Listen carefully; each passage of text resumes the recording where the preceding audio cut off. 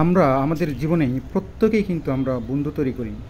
বন্ধুত্ব school, college, বিশ্ববিদ্যালয় কিংবা কর্মক্ষেত্রে সব জায়গাতেই কিন্তু আমরা বন্ধু পাই। কিন্তু বন্ধু হওয়ার পরে কদিন যেতে না যেতেই আমাদের অনেকের বন্ধুত্বের মধ্যে কিছুটা ফাটল সৃষ্টি হয়, দূরত্ব সৃষ্টি হয়। এক্ষেত্রে আমাদের বন্ধু সিলেকশনের ক্ষেত্রে কিছু বিষয় আসলে আমাদের মাথায় রাখতে হয়। যে সমস্ত বিষয়গুলো বন্ধু নির্বাচনের ক্ষেত্রে আমাদের অবশ্যই খেয়াল রাখতে হবে, তার মধ্যে হলো আপনি খেয়াল করবেন বন্ধুত্বের বয়স যখন বাড়তে থাকে তখন আস্তে আস্তে আপনি ঠিকই বুঝে যাবেন যে আপনার বন্ধুত্বটি কীরকম স্বার্থপর নাকি আপনার জন্য মঙ্গলজনক। স্বার্থপর বন্ধুর সাথে সবসময় আমরা সম্পর্ক না রাখাই চেষ্টা করি, যেটা আমরা সবসময় চাই যে আমাদের প্রত্যেকের ব্যক্তিগত জীবনে সেই বন্ধুত্বের মর্যাদা মর্যাদা যাতে অক্ষুণ্ণ থাকে। কারণ আমরা যদি সেই বন্ধুত্বের মর্যাদা যদি রাখতে নাই পারি, সেই বন্ধু যদি আমাকে বিভিন্ন কারণে ক্ষতি করার চেষ্টা করে, তাহলে আমরা বুঝবো সেই বন্ধুটি আমাদের কখনোই প্রকৃত বন্ধু নয়। যখন আপনি কখনো ঝামেলায় পড়বেন তখন সবার আগে যে বন্ধুটি আপনাকে ফোন করেন সে আপনার ভালো বন্ধু। কারণ আপনি জানেন এই বিপদ থেকে সে আপনাকে উদ্ধার করবে। তাই সে ছাড়া আপনাকে আর কেউ ভালো বন্ধু হতে পারে না।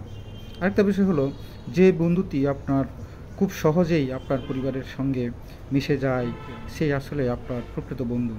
যে আপনাকে আপন মনে করে এবং আপনার পরিবারকেও নিজের পরিবার মনে করে সেই সত্যিকারের অর্থে প্রকৃত বন্ধু। আরেকটা বিষয় হলো, পারিবারিক ঝামেলা, বন্ধুমহলের ঝামেলা হোক, সে সবসময় আপনার পাশে থাকবেই। এই বন্ধুটিকে কখনোই দূরে যেতে দেবেন না। কারণ হলো, বিপদে আপদে যে বন্ধুটি আপনার নিকট সবার কাছে আসবেন সেই বন্ধু হলো একমাত্র আপনার ভরসা। আপনি অসুস্থ হন, কোনো সমস্যায় পড়েন, আপনার পরিবারের কোনো সদস্যের মতো যদি সেই বন্ধুটি চিন্তায় থাকেন, বুঝবেন সেই বন্ধু আপনার ভালো চায়। রক্তের সম্পর্ক ছাড়াই যে বন্ধুটি আপনার কষ্টে কষ্ট পায়, নির্দ্বিধায় বলা যায় সেই বন্ধুটি আপনার ভালো বন্ধু। আরেকটা বিষয় হলো, যে বন্ধুটির কাছে আপনি আপনার মনের কথা লুকিয়ে রাখতে পারেন না সে তো অবশ্যই আপনার প্রিয় বন্ধু।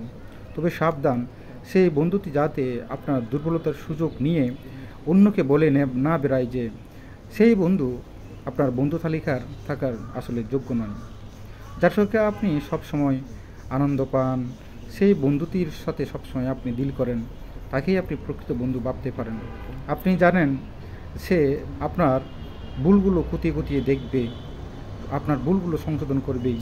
সুতরাং আমরা নির্দ্বিধায় বিশ্বাস করতে পারি সেই বন্ধুটি আপনার প্রকৃত বন্ধুর মধ্যে একজন। আপনি যাকে চোখ বন্ধ করে বিশ্বাস করতে পারেন, যার মতো আপনি আপনার পজিশন থেকে সুন্দর ভালোবাসা দিয়ে আপনিও তাকে সহযোগিতা করতে পারেন, সেই বন্ধুটি যদি আপনার মর্যাদা যদি রাখতে না পারেন তাহলে সেই বন্ধুটি কখনোই আপনার প্রকৃত বন্ধু নয়। সুতরাং সেই বন্ধুর নিকট আপনার অবশ্যই দায়বদ্ধতা থাকতে হবে যাতে আপনিও ওনার সবসময় কাছে থাকেন, সেও যাতে আপনার নিকট সবসময় পাশেই থাকে। আরেকটা বিষয় হলো, যে বন্ধুটি আপনার সাফল্যে হিংসা না করে বরংশ আরও উৎসাহ দিয়ে আপনার প্রতি সবসময় কৃতজ্ঞতা প্রকাশ করে আপনাকে ইন্সপায়ার করে, সেই বন্ধুটি যদি আপনার পাশেই থাকেন সেই বন্ধুই হলো আপনার প্রকৃত বন্ধু। কারণ সেই একমাত্র ব্যতিক্রমী বন্ধু যে আপনার ভালো চায়। সুতরাং এই বিষয়গুলো আমরা মেনে দেখব, মেনে চলব এবং আমরা প্রত্যেকের বিষয়গুলো এগুলো খেয়াল রাখব। আরেকটা বিষয় হলো, আপনি যে বন্ধুটিকে সবসময় পাশে পান, যে বন্ধুটিকে সবসময় কাছে রাখার চেষ্টা করেন, সেই বন্ধুটি আপনার সুখে দুঃখে অসুখে বিসুখে সবসময় নিজের একদম কাছের মানুষ হিসেবে পরিচিত, সেই মানুষটিকে আপনি বুঝবেন যে আপনার আসলে প্রকৃত বন্ধু কিনা।